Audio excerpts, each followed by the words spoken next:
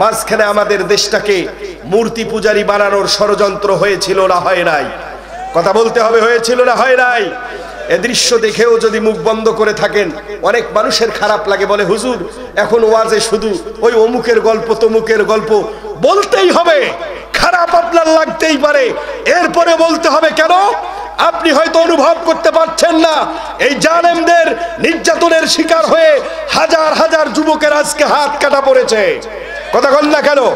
এই জালেমের নির্যাতনের শিকার হয়ে তাগড়া যুবক, 24-25 বছরের যুবকের পা কাটা গিয়েছে, চোখের ভিতরে গুলি করা হয়েছে, মাথায় গুলিবিদ্ধ অবস্থায় এই যুবকেরা যখন মায়ের সামনে বাবার সামনে দাঁড়ায়, হাজারবার এই জালেমদের বিপক্ষে যুবকদের মা বাবা লানত করতে থাকে। আপনার পরিবারের কেউ আক্রান্ত হয় নাই বিদায় আপনার কাছে বিষয়টা খারাপ লাগে। কি পরিমাণ জালেম হলে পরে আজকের মাহফিলের সভাপতি যিনি, আপনারা জেনে থাকবেন, এখানকার মানুষ যারা জেনে থাকবেন, শুধুমাত্র ইসলামী আন্দোলন করবার অপরাধে এমপি লিটন হত্যা হয়েছিল গাইবান্ধায়। একই রাতে 5 জনকে গ্রেফতার করা হয়েছিল। মাওলানা আব্দুল কুদ্দুস, মাওলানা আব্দুল কাইয়ুম, মাওলানা আব্দুল মজিদ, এনার ছেলে। বলেন তো, দীর্ঘ সময় এই লোকটা আপনাদের খেদমত করছে। আমার তো মনে হয় কোনো মশা মাছিকেও জোরে থাপ্পড় দেয় নাই। এই লোকগুলি নাকি লিটন হত্যা মামলায় জড়িত না কেন? এই লোকটার জীবন থেকে যে দিনগুলি জেলখানার কামরায় কাটাতে হয়েছে, যিনি ভুক্তভোগী, তার কাছে বিষয়টা কত কষ্টের। আপনি তো সেই ভুক্তভোগী নন, বিধায় আপনার কাছে বিষয়টা কষ্টের মনে হয় না। প্রিয় ভাইয়েরা, বলতেছিলাম এ দেশটাকেও মূর্তি পূজার আখড়ায় পরিণত করতে চেয়েছিল। বলেন আমাদের জাতির পিতার নাম কি? কথা বলতে হবে কি? হযরত ইব্রাহিম আলাইহিস সালাতু ওয়াস সালাম আলেম বসা আছেন। কোরআন বলে মিল্লাত আবিকুম ইব্রাহিম হুয়া সাম্মাকুমুল মুসলিমিন। আবিকুম শব্দটা এক বচন। পৃথিবীতে একমাত্র জাতির পিতা হওয়ার যোগ্যতা যাকে দেয়া হয়েছে তার নাম কি? কথা বল না কেন? যখন আমাদের দেশে তাওহীদপন্থী মুসলমানদের উপরে এই মূর্তি পূজার আগ্রাসন চালিয়ে দেওয়ার জন্য ভারতের দাদা বাবুদের পরামর্শে রাষ্ট্রটাকে মুসলিম অধ্যুষিত রাষ্ট্রে মূর্তির পূজার চর্চার জন্য মোড়ে মোড়ে মূর্তি দাঁড় করানো হলো, আমার দেশের বিজ্ঞ আলেমেরা বলল না, আপনি আপনার বাবার নামে এতিমখানা খোলেন, মসজিদ করেন, মাদ্রাসা করেন। ওরা মানল না। জালেমেরা আলেমদেরকে গ্রেপ্তার করে হাতে পায়ে কোমরে রশি লাগালো। বেশি দিন লাগে নাই, 400 কোটি টাকা ব্যয়ে 2 বছরের পরিশ্রম করে যেই মূর্তি বাংলার জমিনের মোড়ে মোড়ে দাঁড় করানো হয়েছিল, তাওহীদপন্থী যুবকেরা জাতির উপরে চাপায়া দেওয়া মিথ্যা জাতির পিতাকে 2 ঘন্টায় গলায় রশি লাগায়া টেনে হেসড়ে মাটির সাথে মিশায়া দিয়েছে। এ জাতির তাওহীদপন্থী যুবকেরা প্রমাণ করে দিয়েছে, আর যাই হোক না কেন এই রাষ্ট্রে মূর্তির উপাসনা চলতে পারে না।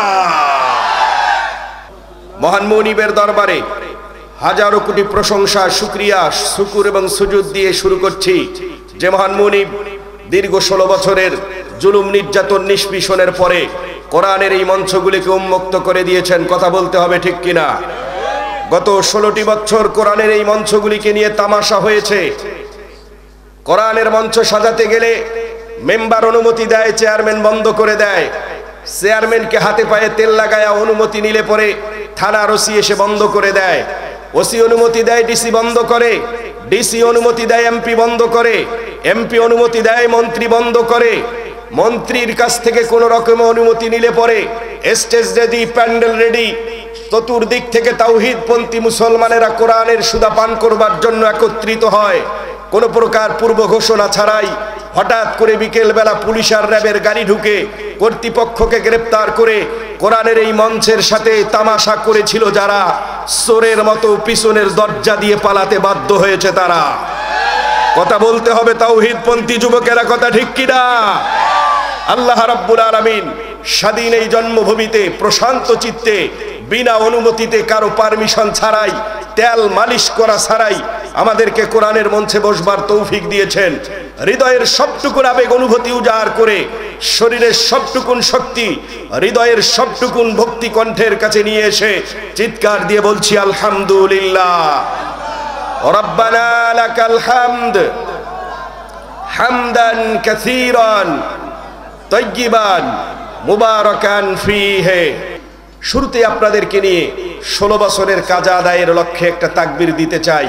আমি দেখতে চাই এই মঞ্চে ওমরের উত্তরসূরি যুবকদেরকে দেখতে চাই, খালিদ বিন ওয়ালিদের উত্তরসূরি, মোহাম্মদ বিন কাসিমের উত্তরসূরি, তারিক বিন জিয়াদের উত্তরসূরি, যারা মাহফিলটাকে শুরু থেকে শেষ পর্যন্ত তাকবীর ধ্বনিতে মুখরিত করে রাখবে।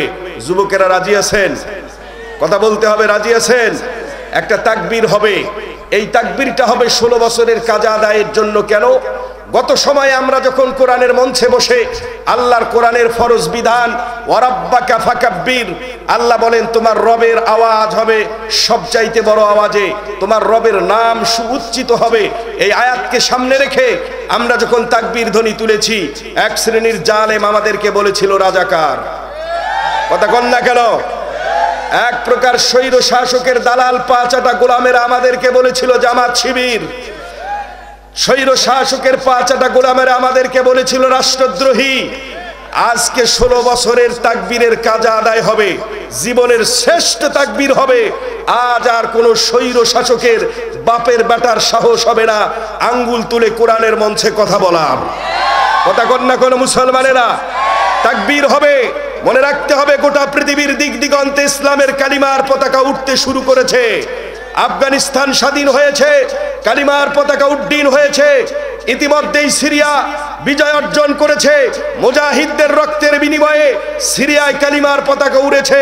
দিন বেশি নয়, আমাদের দেশ সহ পার্শ্ববর্তী ভারতেও লাল কেল্লায় আমরা কালিমার পতাকা উড়াবো ইনশাআল্লাহ। এই আশা সামনে নিয়ে, বুক ভরা আশা নিয়ে তাকবীরটা দিতে চাই। রাজি আছেন আপনারা? এক তাকবীরে গোটা পৃথিবীর নির্যাতিত মুসলমানদের কলিজায় ঈমানের শক্তিকে বৃদ্ধি করবে। কাফের মুসলিম অমুসলিম মুনাফিকদের কলিজায় আগুন লেগে থরথর করে কেঁপে উঠবে। মনে রাখতে হবে, আমরা মুসলমান, আমাদের ঈমানের অস্ত্রের নাম হলো নারায়ে তাকবীর আর আল্লাহু আকবার। লিল্লাহে তাকবীর। পবিত্র কোরআনুল কারীমের 18 নম্বর সূরা, সূরাটির নাম হলো সূরাতু কাহাফ। সূরাটিতে আয়াত আছে 110টি, রুকু আছে 11টি। এখান থেকে 3টি আয়াতে কারিমা আপনাদের সামনে তেলাওয়াত করেছি। বিশ্বের সকল মুফাসসিরিনে কেরাম এ ব্যাপারে একমত। সূরাটি নাজিল হয়েছে মক্কায়। মক্কায় নাজিল হওয়া সূরা সম্পর্কে প্রাথমিক ধারণা দিয়ে রাখি, তা হলো মক্কায় অধিকাংশ সূরা যা আল্লাহ নাজিল করেছেন দ্বীন ইসলামের দাওয়াত সংবলিত, দ্বীনের দাওয়াত সংবলিত আয়াতগুলিকে আল্লাহ নাজিল করেছেন। যেহেতু পবিত্র কোরআনুল কারীমে সূরাটি সূরাতুল মাক্কি সূরা হিসাবে গণনা করা হয়েছে, এই সূরায়ও আল্লাহ পাক দ্বীনের দাওয়াতের কিছু পন্থা, কিছু নিয়ম নীতি আল্লাহ রাব্বুল আলামিন বর্ণনা করেছেন।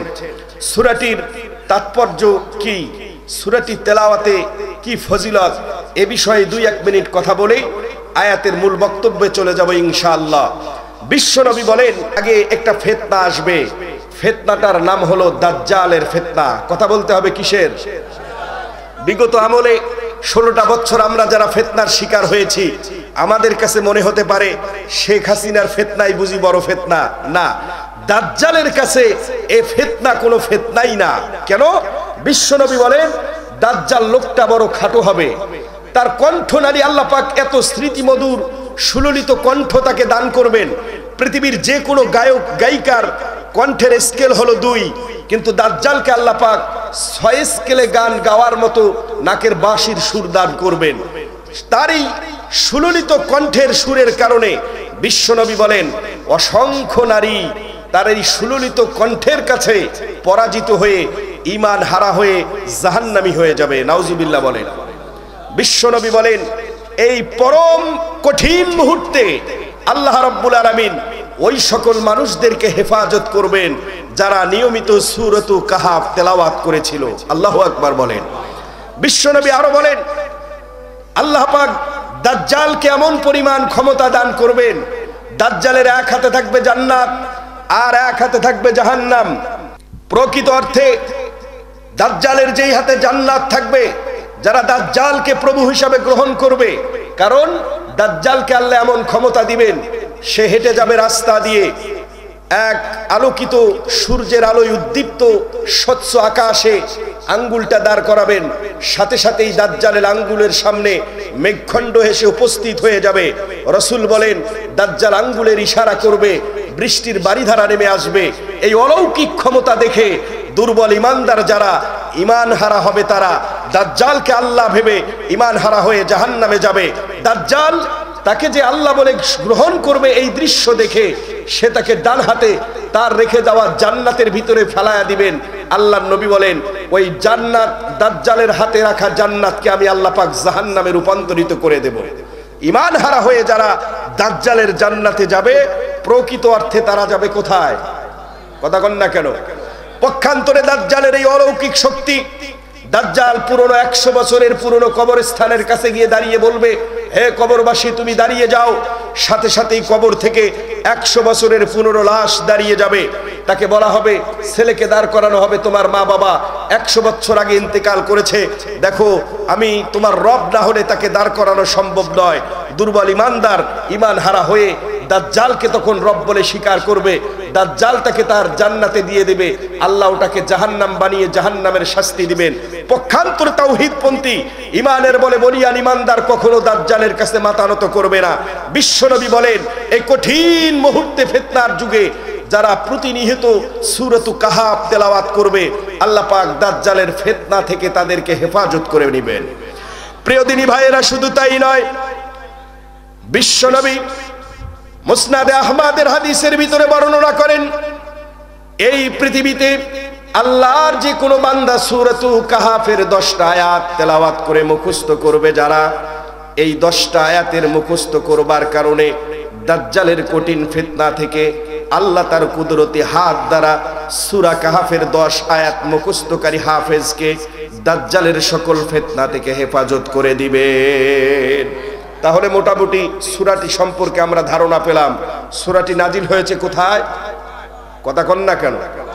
কথা বললে গোনা হবে নাকি? এখনো কি তাফসীর মাহফিলে কথা জোরে বললে মামলা হওয়ার সম্ভাবনা আছে?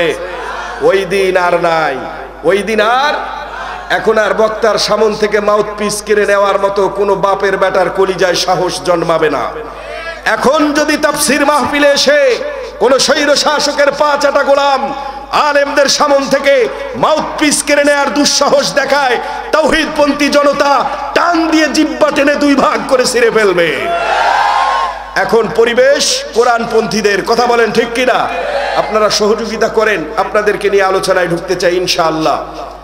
বিশ্বনবীর নবুয়তি জিন্দেগীর 2য় বছর সূরাতুল কাহাফ নাজিল হয়েছে। কেমনে নাজিল হলো?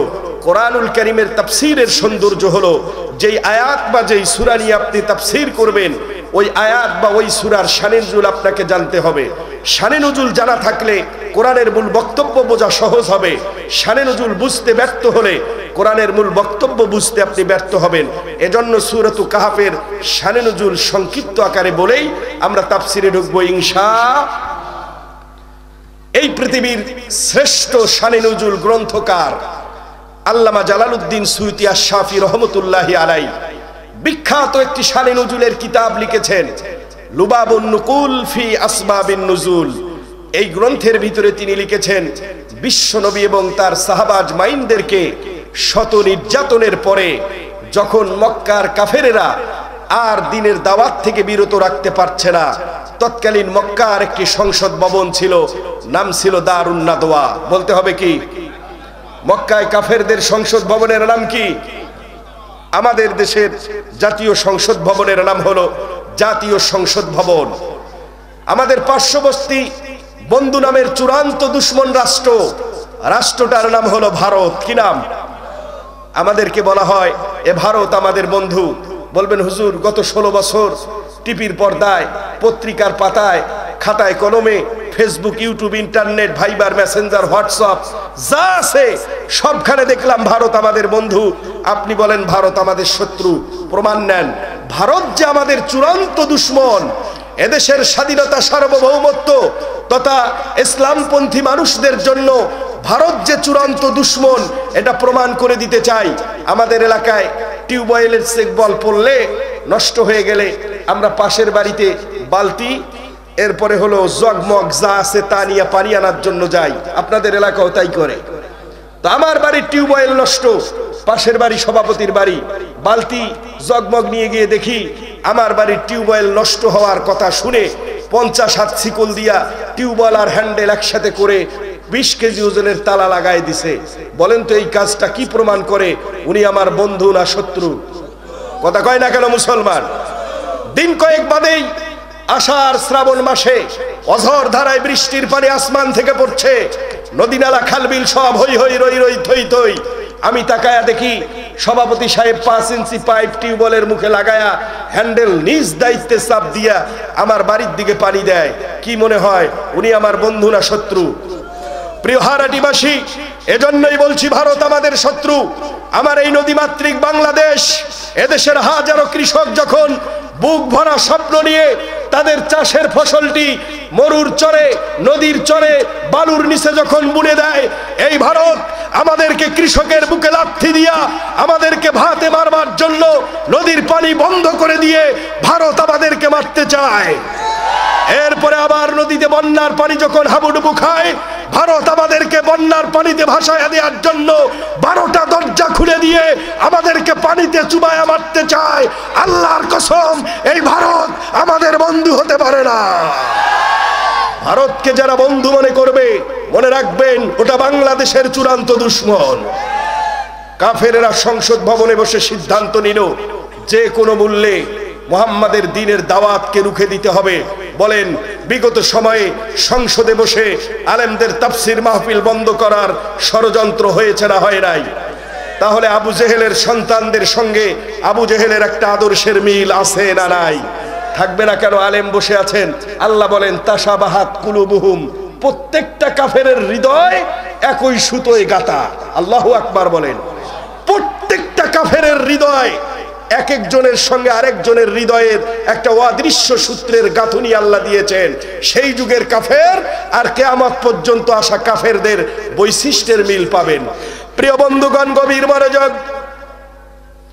আল্লামা জালালউদ্দিন সুয়ুতী আশ-শাফি রহমাতুল্লাহি আলাইহি তার ওই বিখ্যাত কিতাবের ভিতরে লিখে দিয়েছেন, দারুন নাদওয়ার বৈঠকের ভিতরে সিদ্ধান্ত হলো আবু জেহেলের সভাপতিত্বে আবু জেহেল ডাক দিয়ে বলে, মক্কার সন্ত্রাসী কাফেরেরা, টপটিরার সন্ত্রাসীরা, শোনো, মুহাম্মদ আর তার দলবলকে দ্বীনের দাওয়াত থেকে বিরত রাখা সম্ভব নয়।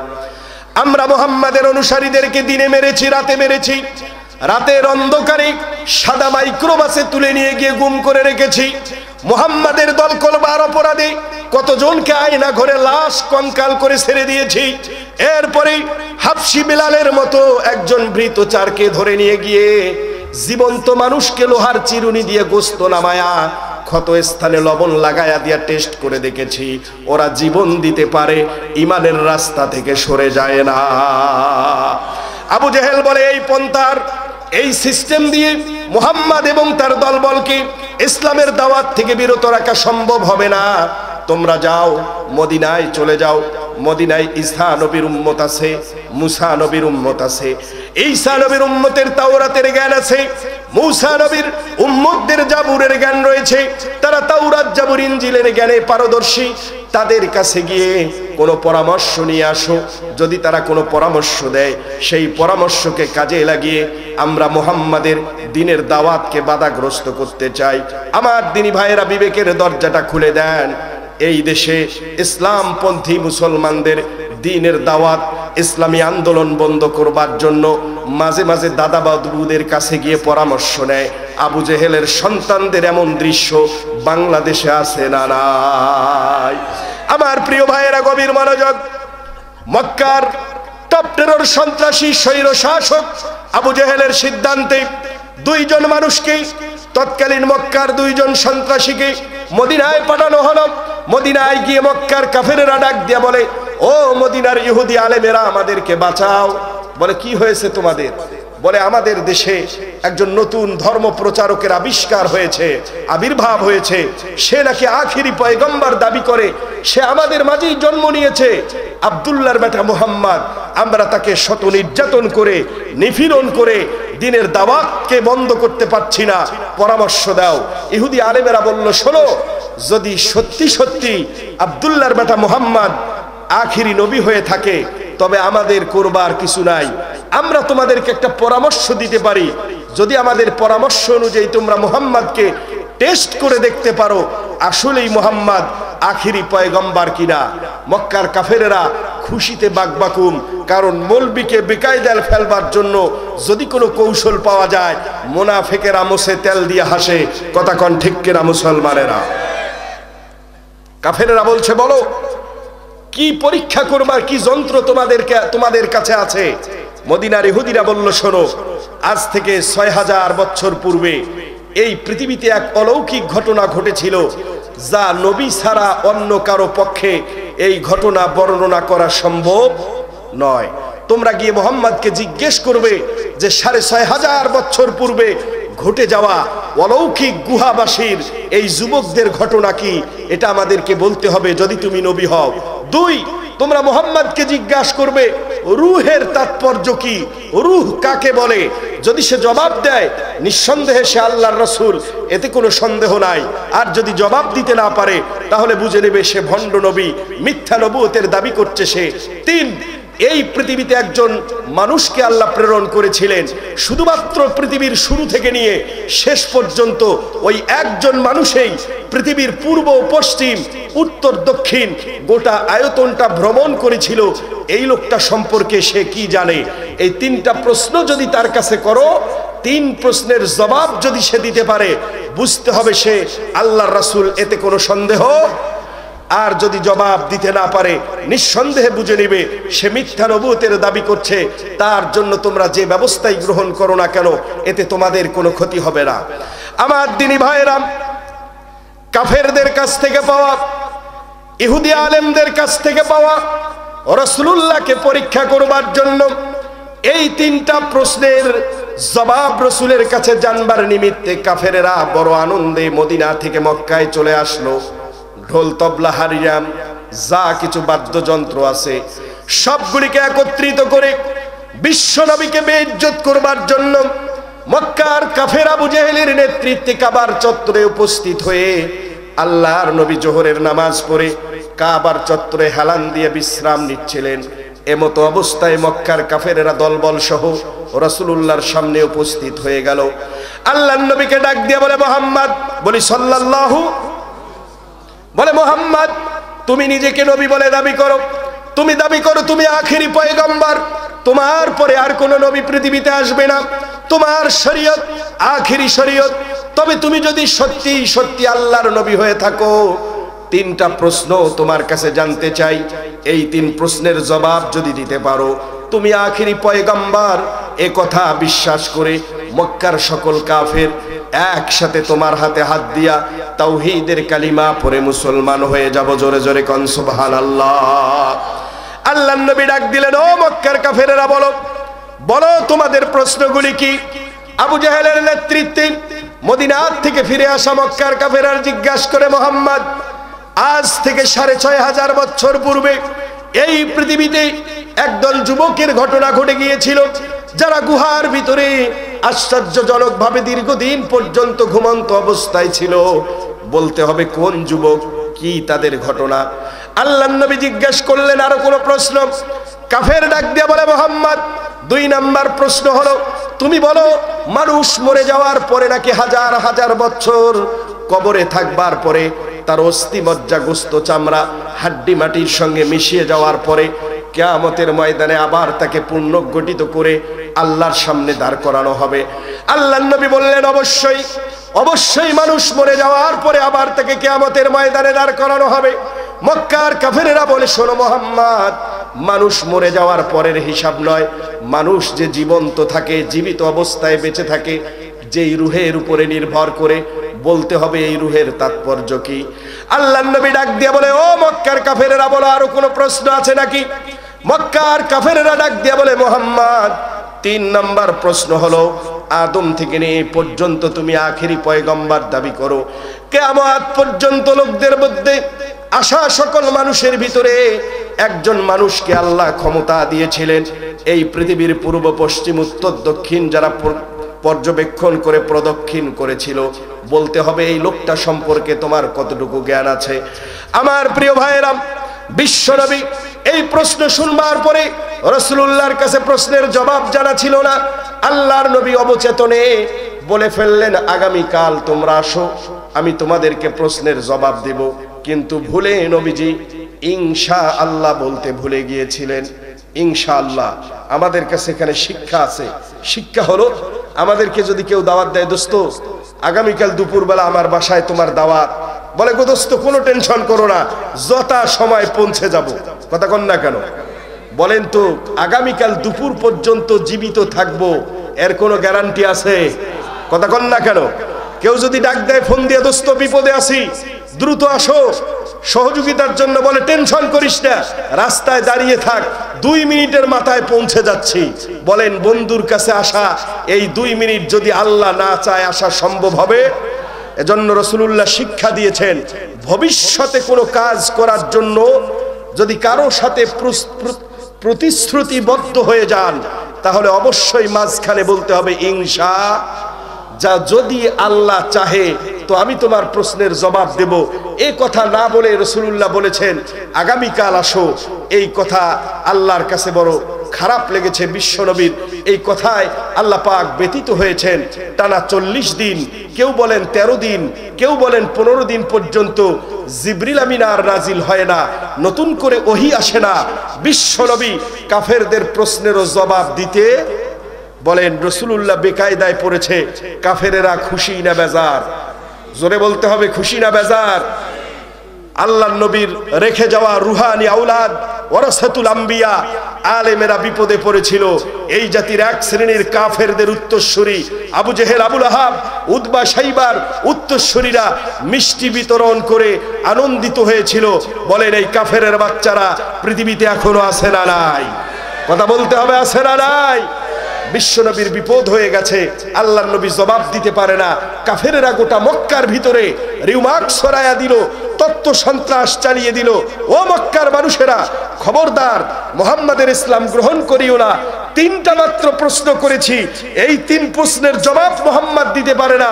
মুহাম্মদ নিজেকে দাবি করে নবী বলে। আমি জানতে চাই, দৃঢ় চিত্তে বলেন তো দেখি, ইমানের দাবি নিয়ে রাসূলুল্লাহ এই প্রশ্নের জবাব দিতে পারবেন না পারবেন না? কথা বলবেন, রাসূলুল্লাহর এই শক্তি আছে না নাই? আল্লাহ নবীকে বেইজ্জত করবেন না। প্রিয় দিনী ভাইয়েরা, গভীর মনোযোগ। 40 অথবা 15 দিন পরে আল্লাহ রাব্বুল আলামিন জিবরাইল আলাইহিস সালাতু ওয়াস সালামকে ডাক দিয়া বলে, জিবরাইল, ও জিবরাইল, যা যা, এই পৃথিবী সৃষ্টির 50,000 বছর পূর্বে আমি আল্লাহ পাক লৌহে কলমের কলম দিয়া রাসূলুল্লাহ যে বিপদে পড়বে, মক্কার কাফেররা প্রশ্ন করবে, এই এলেম আমার জানা ছিল। আমি আল্লাহ পাক এই প্রশ্নের জবাব 50,000 বছর পূর্বে লৌহে কলমের কলম দিয়া লৌহে মাহফুজের গায়ে লিপিবদ্ধ করে রেখেছি। যা যা, আমার নবী নয়, কাফেরদের করা প্রশ্নের জবাব নবীর পক্ষ থেকে আমি আল্লাহ স্বয়ং নিজে দিতে চাই। জোরে জোরে কোন সুবহানাল্লাহ। প্রিয় বন্ধুগণ, আল্লাহর পয়গম্বর মাথা মুবারক উঠালেন। জিবরাইল এসে ডাক দিল, ইয়া রাসূলুল্লাহ, ইয়া হাবিবাল্লাহ, মাথা উঠান। আল্লাহ পাক আপনাকে বেইজ্জত করবার জন্য পৃথিবীতে পাঠায় নাই। আল্লাহ আপনাকে এত ইজ্জত দিয়েছিলেন, জমিন থেকে আঙ্গুলের ইশারা করেছেন, আকাশের চাঁদ দ্বিখণ্ডিত হয়ে গেছে। ইয়া রাসূলুল্লাহ, আদম থেকে নিয়ে ঈসা পর্যন্ত 1 লক্ষ মতান্তরে 2,24,000 পয়গম্বরের কাউকেই আল্লাহ আরশে আজিমের মেহমান বানায়নি, একমাত্র আপনাকেই আরশে আজিমের মেহমান বানিয়েছিলেন। ওগো নবী, আল্লাহ আপনাকে বেইজ্জত করবেন না, মাথা উঠান। দায়িত্বহীন কণ্ঠে আপনি জবাব দিয়ে দেন। কাফেররা প্রশ্ন করেছে রূহের তাৎপর্য কি, আপনি বলেন ইয়াসআলুনাকা আনির রূহি কুলির রূহু মিন আমরি রাব্বি। আল্লাহু আকবার। রাসূল মাথা উঠান। ওরা জিজ্ঞেস করেছে রূহ কি, আপনি বলেন কুলির রূহু মিন আমরি রব্বি। রূহ দেখা যায় না, ধরা যায় না, রং স্বাদ গন্ধ ঘ্রাণ শুকা যায় না, তবে রূহ হলো আল্লাহর হুকুম। সুবহানাল্লাহ বলেন। নবী আপনি জবাব দেন, আল্লাহ যাকে চান তার হুকুম দিয়ে ততদিন তাকে জীবিত রাখেন, আল্লাহ যখন চান তার হুকুমেই তাকে দুনিয়ার থেকে বিদায় করে দেন। দ্বিতীয় নাম্বার প্রশ্ন আপনাকে করেছে, এই পৃথিবীতে আজ থেকে 6500 বছর পূর্বে যে আশ্চর্যজনক যুবকদের ঘটনা তারা জানতে চায়, ওই যুবকদের ঘটনা তাদেরকে আপনি বলেন। পৃথিবীতে একটি রাষ্ট্র আছে, নাম হলো জর্ডান। কি নাম? বর্তমান ওই রাষ্ট্রটির নাম হলো জর্ডান। জর্ডানের রাজধানী আনমার শহর থেকে 60 কিলোমিটার দক্ষিণ পশ্চিমে একটি পাহাড়, মাজলাসুস পাহাড়। এই পাহাড়ের গুহায় আমি আল্লাহ পাক 7 জন যুবককে একত্রিত করে 309 বছর আমি আল্লাহ কুদরত দ্বারা ঘুম পাড়ায় রেখেছিলাম। সুবহানাল্লাহ বলেন। জর্ডানের রাজধানীতে একজন স্বৈর শাসক রাষ্ট্রীয় ক্ষমতায় অধিষ্ঠিত হয়েছিল। বিশ্ব নবীকে এসে জিব্রাইল গল্প শোনাচ্ছে, ইয়া রাসূলুল্লাহ, সেই রাষ্ট্রের স্বৈর শাসকের নাম ছিল দাকিয়া ইউনুস। কি নাম? বর্তমান ডাক্তার ইউনুস আবার নয়, এইটা আবার ভেবে বসিয়েন না যে ডাক্তার ইউনুস, না, দাকিয়ানুস। কি নাম? দাকিয়ানুস। এ দাকিয়ানুস রাষ্ট্রীয় ক্ষমতায় বসবার পরে অডিশন জারি করলো রাষ্ট্রের ভিতরে। তার রাষ্ট্রে শুধুমাত্র মূর্তি পূজারী ছাড়া আর কোন ধর্মের অনুসারী তার রাষ্ট্রের ভিতরে থাকতে পারবে না। একটা জিনিস মনে রাখবেন, পৃথিবীতে যত স্বৈর শাসক রাষ্ট্রীয় ক্ষমতায় অধিষ্ঠিত হয়েছে, এদের সকলের বৈশিষ্ট্য 3টা। কথা বলেন কয়টা? কথা বলতে হবে কয়টা? 3টা। প্রথম, যেখানে যে রাষ্ট্রের ভিতরে পৃথিবীতে স্বৈর শাসক অধিষ্ঠিত হয়, এর প্রথম বৈশিষ্ট্য হলো তারা হয় জালেম। কি হয়? কথা বলতে হবে, কি হয়? তারা হয় জালেম। দ্বিতীয়, তারা হয় নিষ্ঠুর নির্দয়। তৃতীয়, প্রত্যেকটি স্বৈর শাসক হয় মূর্তি পূজারী। প্রিয় বন্ধুগণ, তাকায়া দেখেন, পৃথিবীতে এমন কিছু বড় বড় জালেম স্বৈর শাসক ছিল। আপনি চিন্তা করেন কি পরিমাণ জালেম হলে পরে, কত বড় জালেম হলে পরে শুধুমাত্র ফেরাউন নিজের রাষ্ট্রীয় ক্ষমতা হারানোর ভয়ে নবী মূসার জন্মকে ঠেকানোর জন্য হাজার হাজার নারীকে, জ্যান্ত মানুষকে কল্লা কেটে জীবন্ত মানুষকে মাথা আলাদা করে মানুষগুলিকে শহীদ করে দিয়েছিল। ফেরাউন কি পরিমাণ জালেম হলে পরে নবী মূসার আবির্ভাবকে ঠেকানোর জন্য স্বামী স্ত্রীর মিলনকে অবৈধ ঘোষণা করেছিল। নমরুদ কি পরিমাণ জালেম হলে পরে নবী ইব্রাহিমকে, জীবন্ত মানুষকে আগুনের কুণ্ডে নিক্ষেপ করেছিল। আর ফেরাউন নমরুদের উত্তরসূরি এমন পরিমাণ জালেম হলেছিল, নিরপরাধ আলেমদেরকে ফাঁসির কাস্টে ঝুলিয়ে, নিরপরাধ আলেমদের সন্তানদেরকে কোনো মামলা ছাড়াই বছরের পর বছর আয়না ঘরে ঢুকিয়ে রেখেছিল। এ ফেরাউন আর নমরুদের চাইতে বড় ভয়ঙ্কর। গোটা দুনিয়ার সকল জালেমদের বৈশিষ্ট্য এক। দাকিয়ানুস আইন জারি করলো, রাষ্ট্রের ভিতরে কোন মূর্তি পূজারী ছাড়া অন্য কোন ধর্মের মানুষ আর থাকতে পারবে? বলেন, মাঝখানে আমাদের দেশটাকে মূর্তি পূজারী বানানোর ষড়যন্ত্র হয়েছিল না হয় নাই? কথা বলতে হবে, হয়েছিল না হয় নাই? এ দৃশ্য দেখেও যদি মুখ বন্ধ করে থাকেন, অনেক মানুষের খারাপ লাগে, বলে হুজুর এখন ওয়াজে শুধু ওই অমুকের গল্প তমুকের গল্প। বলতেই হবে, খারাপ আপনার লাগতেই পারে, এরপরে বলতে হবে। কেন? আপনি হয়তো অনুভব করতে পারছেন না, এই জালেমদের নির্যাতনের শিকার হয়ে হাজার হাজার যুবকের আজকে হাত কাটা পড়েছে। কথা বল না কেন? এই জালেমের নির্যাতনের শিকার হয়ে তাগড়া যুবক, 24-25 বছরের যুবকের পা কাটা গিয়েছে, চোখের ভিতরে গুলি করা হয়েছে, মাথায় গুলিবিদ্ধ অবস্থায়। এই যুবকেরা যখন মায়ের সামনে, বাবার সামনে দাঁড়ায়, হাজারবার এই জালেমদের বিপক্ষে যুবকদের মা বাবা লানত করতে থাকে। আপনার পরিবারের কেউ আক্রান্ত হয় নাই বিধায় আপনার কাছে বিষয়টা খারাপ লাগে। কি পরিমাণ জালেম হলে পরে। আজকের মাহফিলের সভাপতি যিনি, আপনারা জেনে থাকবেন, এখানকার মানুষ যারা জেনে থাকবেন, শুধুমাত্র ইসলামী আন্দোলন করবার অপরাধে এমপি লিটন হত্যা হয়েছিল গাইবান্ধায়। একই রাতে 5 জনকে গ্রেফতার করা হয়েছিল। মাওলানা আব্দুল কুদ্দুস, মাওলানা আব্দুল কাইয়ুম, মাওলানা আব্দুল মজিদ, এনার ছেলে। বলেন তো, দীর্ঘ সময় এই লোকটা আপনাদের খেদমত করছে। আমার তো মনে হয় কোনো মশা মাছিকেও জোরে থাপ্পড় দেয় নাই। এই লোকগুলি নাকি লিটন হত্যা মামলায় জড়িত না কেন? এই লোকটার জীবন থেকে যে দিনগুলি জেলখানার যে দিনগুলি জেলখানার কামরায় কাটাতে হয়েছে, যিনি ভুক্তভোগী তার কাছে বিষয়টা কত কষ্টের, আপনি তো সেই ভুক্তভোগী নন বিধায় আপনার কাছে বিষয়টা কষ্টের মনে হয় না। প্রিয় ভাইরা, বলতেছিলাম এদেশটাকেও মূর্তি পূজার আখড়ায় পরিণত করতে চেয়েছিল। বলেন আমাদের জাতির পিতার নাম কি? কথা বলতে হবে কি? হযরত ইব্রাহিম আলাইহিস সালাতু ওয়াস সালাম আলেম বসা আছেন। কোরআন বলে মিল্লাতা আবিকুম ইব্রাহিম হুয়া সাম্মাকুমুল মুসলিমিন। আবিকুম শব্দটা এক বছর। পৃথিবীতে একমাত্র জাতির পিতা হওয়ার যোগ্যতা যাকে দেয়া হয়েছে তার নাম কি? কথা বল না কেন? যখন আমাদের দেশে তাওহীদপন্থী মুসলমানদের উপরে এই মূর্তি পূজার আগ্রাসন চালিয়ে দেওয়ার জন্য ভারতের দাদা বাবুদের পরামর্শে রাষ্ট্রটাকে মুসলিম অধ্যুষিত রাষ্ট্রে মূর্তির পূজার চর্চার জন্য মোড়ে মোড়ে মূর্তি দাঁড় করানো হলো, আমার দেশের বিজ্ঞ আলেমেরা বলল না, আপনি আপনার বাবার নামে এতিমখানা খোলেন, মসজিদ করেন, মাদ্রাসা করেন। ওরা মানল না। জালেমেরা আলেমদেরকে গ্রেপ্তার করে হাতে পায়ে কোমরে রশি লাগালো। বেশি দিন লাগে নাই, 400 কোটি টাকা ব্যয়ে 2 বছরের পরিশ্রম করে যেই মূর্তি বাংলার জমিনের মোড়ে মোড়ে দাঁড় করানো হয়েছিল, তাওহীদপন্থী যুবকেরা জাতির উপরে চাপায়া দেওয়া মিথ্যা জাতির পিতাকে 2 ঘন্টায় গলায় রশি লাগায়া টেনে হেসড়ে মাটির সাথে মিশায়া দিয়েছে। এ জাতির তাওহীদপন্থী যুবকেরা প্রমাণ করে দিয়েছে, আর যাই হোক না কেন এই রাষ্ট্রে মূর্তির উপাসনা চলতে পারে না। প্রিয় বন্ধুগণ, দাকিয়া ইউনূস তার রাষ্ট্রে আইন জারি করলো, শুধুমাত্র চলবে কিসের পূজা? মূর্তির পূজা। 7 জন যুবক রাষ্ট্রের ভিতরে দাঁড়িয়ে ইমানের বলে বলিয়ান হয়ে দাঁড়িয়ে বলল, দাকিয়া ইউনূস, আমরা তোমার এই সিদ্ধান্ত মানি না, আমরা তোমার মূর্তিকে রব হিসাবে গ্রহণ করতে পারি না। আমাদের রব হলো তিনি, আমাদের সৃষ্টি করেছেন যিনি। চিৎকার দিয়ে বলেন আমাদের স্রষ্টার নাম কি?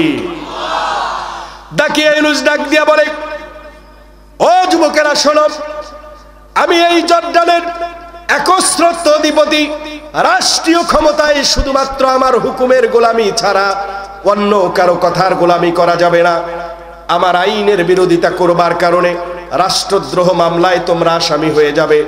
যুবকেরা ডাক দিয়া বলে, দাকিয়া ইউনূস, তুমি হয়তো জানো না, তুমি আমাদেরকে যেই জেলের ভয় দেখাও, তুমি আমাদেরকে যে ফাঁসির ভয় দেখাও, তুমি হয়তো জানো না যাদের কাছ থেকে প্রেরণা পেয়ে আমরা ইসলামের উপরে দীক্ষিত হয়েছি, আমাদের পূর্বপুরুষেরা হাসতে হাসতে আগুনে ঝাঁপ দিয়েছে, ইমানের রাস্তা ছেড়ে দেয় নাই।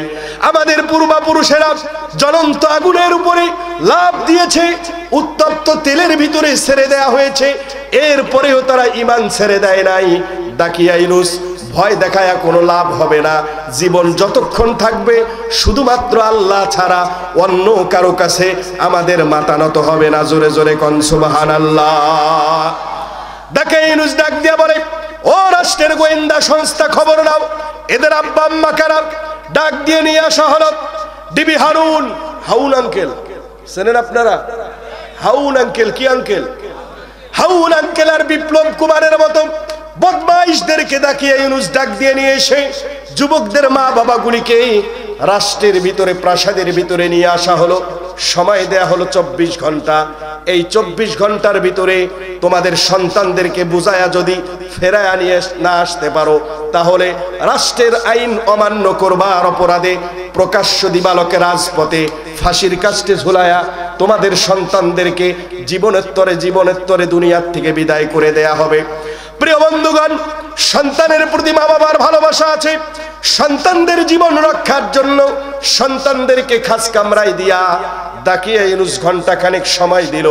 যুবকেরা মা বাবার সকল কথা শুনবার পরে 7 জনে মিলে একসাথে জবাব দিয়ে বলল, ওগো আমাদের পিতা মাতা, তোমরা আমাদেরকে জন্ম দিয়েছো, তোমরা আমাদেরকে লালন পালন করেছো, তবে এই কথা ভুলে গেলে চলবে না, ইমানের প্রশ্নে আমরা মুসলমান, ইমানের প্রশ্নে মা বাবা ত্যাগ করতে পারি, কিন্তু আল্লাহর দিন থেকে চুল পরিমাণ সরে যেতে পারি না। মা বাবা 1 ঘন্টা পরে আবার যখন দাকিয়া ইউনূসের সামনে উপস্থিত করানো হলো, দাকিয়া ইউনূস ডাক দিয়ে বলে, ও যুবকের মা বাবা, বলো তোমাদের সিদ্ধান্ত কি? বলে, আমরা আমাদের সর্বোচ্চ প্রচেষ্টা দ্বারা সন্তানদেরকে বোঝানোর চেষ্টা করেছি, ওরা ওদের সিদ্ধান্তে অটল। আমরা আমাদের সন্তানদেরকে বোঝাতে ব্যর্থ হয়েছি। প্রিয় দিনী ভাইরা আমার, মাত্র একটা রাত যুবকদেরকে সুযোগ দেয়া হলো। এই এক রাত তোমাদের জন্য জীবনের শেষ রাত। যদি পারো সিদ্ধান্ত পরিবর্তন করতে, তাহলেই তোমাদেরকে ছেড়ে দেওয়া হবে, না হলে পরে রাষ্ট্রের আইন অমান্য করবার অপরাধে রাষ্ট্রদ্রোহ মামলায় তোমাদেরকে ফাঁসির কাস্টে ঝোলানো হবে। আল্লাহ রাব্বুল আলামিন ওই দিন যুবকদের ইমানের বল এবং তেজকে এই পরিমাণ আল্লাহর কাছে এতটা ভালো লেগেছিল, আল্লাহ রাব্বুল আলামিন যুবকদের ওই সেই দিন দাকিয়া ইউনুসের সামনে দাঁড়িয়ে নির্ভীক চিত্তে ইমানের ঘোষণা দেয়াকে আল্লাহ এত পছন্দ করেছিলেন। সূরাতুল কাহাফে আল্লাহ পাক ওই যুবকদের ঘটনা বর্ণনা করছেন। যুবকদেরকে রাত্রি বেলায় খাস কামরার ভিতরে ঢুকিয়ে 1 ঘন্টা 1 রাত সময় দেয়া হলো। যুবকেরা একজন আরেকজনের দিকে তাকায়া বলে, বন্ধু, ও বন্ধু, এই পৃথিবীতে ছিলাম না, আবার একদিন থাকবো না। যদি পৃথিবীতে জীবনটা চলেই যায়, তবে সবচাইতে ভালো হলো আল্লাহর দ্বীনের জন্য, আল্লাহর দ্বীন কায়েমের জন্য ঈমানের পথে অটল অবিচল থেকে জীবনটা যদি দিতে পারি, তাহলে শাহাদাতের মর্যাদা পাবো। বিশ্বনবী সাল্লাল্লাহু আলাইহি ওয়াসাল্লাম ডাক দিয়ে বলে, ও আমার সাহাবীরা শোনো, এই পৃথিবীতে মানুষ বিদায় নেয়ার যত পদ্ধতি আর সিস্টেম রয়েছে, মানুষ যতভাবে দুনিয়া ছেড়ে ইন্তেকাল করে পরকালে চলে যায়, সবচাইতে মর্যাদার মৃত্যু শাহাদাতের মৃত্যু। নবীজি বলেন, শোনো আমার সাহাবীরা, শাহাদাতের মৃত্যু দেখতে বড় বিভৎস হয়, কিন্তু আমি রাসূলকে আল্লাহ জানায়া দিয়েছেন শাহাদাতের মৃত্যুর ভিতরে আল্লাহ পাক সবচাইতে কম কষ্ট দিয়ে একজন মুজাহিদকে শাহাদাতের মৃত্যু দান করে দেন। বিশ্বনবী সাহাবীদেরকে ডাক দিয়ে বলেন, সাহাবীরা শোনো, তোমাদের শরীরের ভিতরে পিঁপড়া কামড় দিলে পরে যেই পরিমাণ তোমাদের কষ্টের অনুভূতি হয়, যদিও কাফেরেরা মুজাহিদদেরকে গলায় রশি লাগায় মৃত্যু দেয়, হাত পা কেটে নেয়, তীর বল্লম মেরে গুলি করে, রাইফেল দিয়ে বোমা মেরে উড়াইয়া দেয়, কিন্তু আল্লাহ রাব্বুল আলামিন শাহাদাতের মাউতকে এত পছন্দ করেন। মুজাহিদের মৃত্যু আল্লাহ পাক পিঁপড়ার কামড়ের চাইতেও আরো ছোট করে দিয়ে তাদের রূহটাকে জিবরাইলকে দিয়ে আল্লাহ পাক জান্নাতের ভিতরে প্রবেশ করায়া দেন। প্রিয় বন্ধুগণ, গভীর মনোযোগ। শাহাদাতের মাউতের কি মর্যাদা! আল্লাহর নবী ডাক দিয়ে বলে, সাহাবীরা শুনো, কিয়ামতের ময়দানে আল্লাহ রাব্বুল আলামিন যখন হাকিম হয়ে বিচারের আসনে আসীন হবেন, ওই মুহূর্তে একদল মানুষ রক্তমাখা শরীর নিয়ে, জামা কাপড় নিয়ে আল্লাহর সামনে দিয়ে হাঁটতে হাঁটতে জান্নাতের দরজায় গিয়ে দাঁড়িয়ে যাবে। আল্লাহ পাক জিজ্ঞেস করবেন, তোমরা কারা? বলেন, আল্লাহর ওরা কারা এই পরিচয় আল্লাহর কাছে জানা আছে না নাই? কিন্তু রাসূল বলেন, তাদেরকে হাসরবাসীর সামনে আল্লাহ পাক উপস্থাপন করবার জন্য, শাহাদাতের মর্যাদায় ভূষিত করবার জন্য তাদের কাছ থেকে পরিচয় জানতে চাইবেন। ডাক দিয়ে বলবে, রব্বুল আলামিন, আমরা হলাম তারা নির্ভীক চিন্তে তোমার জমিনে তোমার দিন কায়েমের আন্দোলন করতে গিয়ে বাতিলেরা আমাদেরকে ফাঁসির কাস্টে ঝুলিয়েছিল। ওগো আল্লাহ, আমরা হলাম তারা, শাহাদাতের জন্য আমরা ময়দানে তোমার দ্বীনের পক্ষে নেমেছিলাম, জালিমেরা আমাদের বুকে গুলি করে ঝাঁঝরা করে দিয়েছিল, ওই জামা আর রক্তমাখা দেহ নিয়ে তোমার সামনে উপস্থিত হয়েছি। আল্লাহ পাক ডাক দিয়ে বলবেন, তোমাদের তামান্না কি আমার কাছে বলো।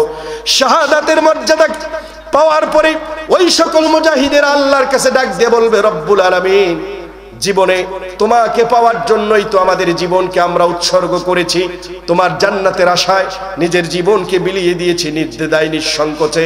আল্লাহ পাক বলবেন, ওই যে জান্নাতের 8টা দরজা তোমাদের জন্য খোলা আছে, যেই দরজা দিয়ে খুশি তোমরা জান্নাতের ভিতরে প্রবেশ করে অমৃত আজীবন অনন্ত সীম অনাদিকালের জন্য জান্নাতের নিয়ামক ভোগ করা আমি আল্লাহ তোমাদের জন্য সুযোগ দান করে দিলাম।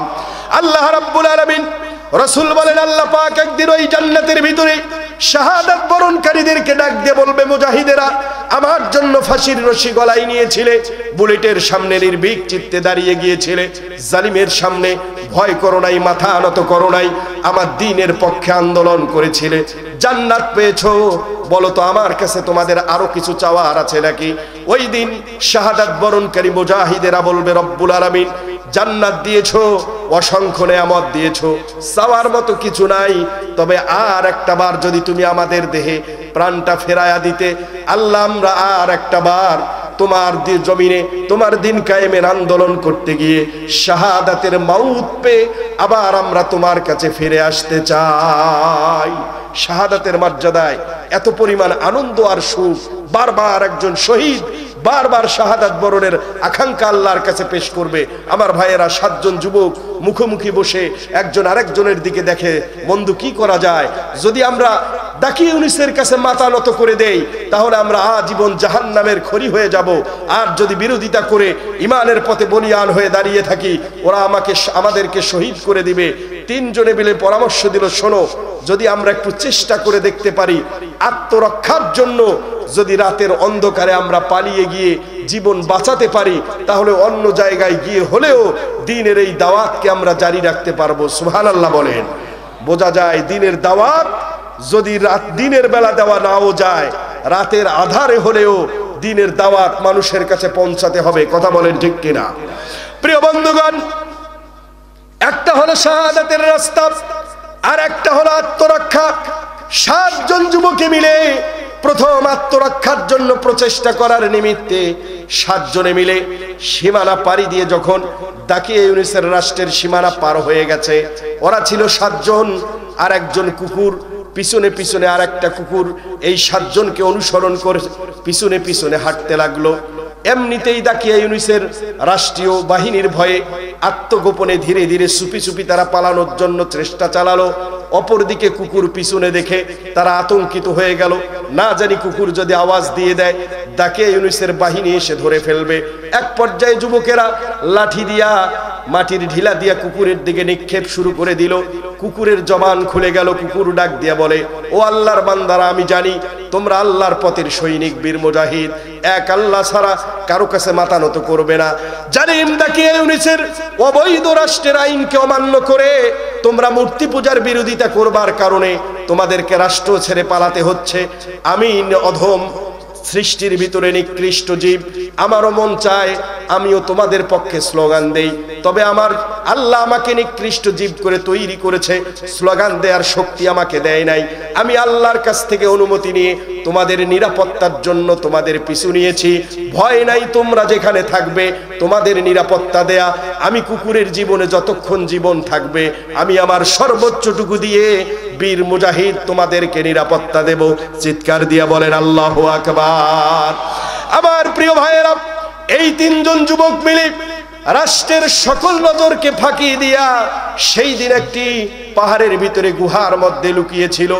আল্লাহর রাসূলকে জানানো হয়েছে টানা 309 বছর পর্যন্ত ওই গুহার ভিতরে আল্লাহ পাক একাধারে তাদেরকে ঘুম পাড়িয়ে রেখেছিলেন। ওই ঘটনা যখন কাফেরেরা শুনতে চেয়েছিল, রাসূলুল্লাহর কাছে আল্লাহ পাক আয়াতে কারিমা নাজিল করলেন। জিবরাইল ডাক দিয়ে বলে, ইয়া রাসূলুল্লাহ, কাফেরদের প্রশ্নের জবাব দিয়ে নির্ভীক চিন্তে আপনি জানায়া দেন, আম হাসিবতা আন্না আসহাবাল কাহফি ওয়ার রাকিমি কানু মিন আয়াতিনা আজাবা। জিবরাইল ডাক দিয়ে বলে, ইয়া রাসূলুল্লাহ, ইয়া হাবিবাল্লাহ, মক্কার কাফেরদেরকে জানায়া দেন আল্লাহ ওই সকল যুবকদেরকে মাত্র 309 বছর ঘুম পাড়ায় রেখেছে। এটা আল্লাহর কাছে আশ্চর্যের কোনো বিষয় নয়। বলেন, আল্লাহ চাইলে জ্যান্ত মানুষকে মৃত্যু করে আবার মৃত্যু মানুষকে জীবিত করতে পারে। বলেন, আল্লাহর এই ক্ষমতা আছে না নাই? আল্লাহ বলছেন, রাসূল আশ্চর্য হচ্ছেন কেন? ওরা আপনার কাছে আসহাবে কাহাফের ঘটনা শুনতে চেয়েছে, আপনি নির্ভীক চিন্তে তাদেরকে জানায়া দেন আমি আল্লাহ ওই যুবকদেরকে আমার কুদরত দ্বারা 309 বছর ঘুম পাড়ায় রেখেছি। এটি আমি আল্লাহর কাছে কোনো বিষয় না। সুবহানাল্লাহ বলেন। আল্লাহ যাকে চান রাষ্ট্রীয় ক্ষমতায় তোলেন, যাকে চান টেনে হেসড়ে নামায়া সুরের কাতারে দাঁড় করান। আল্লাহর এই ক্ষমতা আছে না নাই? কিয়ামতের ময়দানে প্রথম রাসূলুল্লাহকে আল্লাহ পাক সুপারিশ করবার অনুমতি দান করবেন, সুপারিশের একচ্ছত্র অধিপতি দান করবেন নবীকে। এরপর আল্লাহ পাক হাফেজ এবং আলেমদেরকে, জাহান্নামী মানুষদেরকে সুপারিশ করে জান্নাতে নিয়ে যাওয়ার ঘোষণা দিবেন। সর্বশেষ এই কোরআনুল কারীম আল্লাহর কাছে পারমিশন পাবেন, কোরআনুল কারীম মানুষদেরকে সুপারিশ করে আল্লাহর জান্নাতে নিয়ে যাবেন। সুবহানাল্লাহ বলেন। ভাই, এই পৃথিবীতে যে যার দল করে তার সুপারিশ পায়। কথা কন না কেন? বিগত 16 বছর রাজনীতির কথা বলতে চাচ্ছি না, এই রোগনার রাজনীতির কথা বলার ইচ্ছাও আমার হয় না। দীর্ঘ 16 বছর বোঝার জন্য বলছি, যারা আওয়ামী লীগ করত তাদের সুপারিশ ছাড়া একটা পুলিশ কনস্টেবলেরও নিয়োগ করা হয় নাই। কথা কন না কেন? ঠিক তো বললেন, আগামীতে বিএনপি আসবে বা অন্য দল ক্ষমতায় আসবে, ঠিক হুবাহু তাই করবে।